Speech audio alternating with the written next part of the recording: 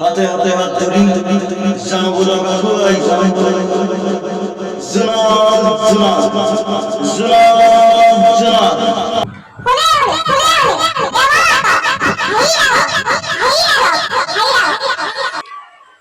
বৰা চাউলৰ এঠাৰ দৰে যদি প্ৰেমৰ ৰেখাবোৰ হলে হয় তেনেহলে আজিৰ দিনৰ প্ৰেমিক প্ৰেমিকাবোৰ সঘনাই সলনি হৈ নাথাকিলেহেঁতেন।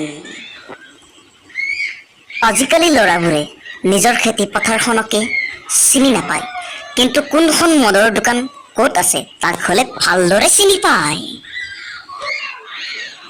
আজিকালি প্ৰেমৰ চাকি তেল নোহোৱা চাকি এইজনে এই নমাই।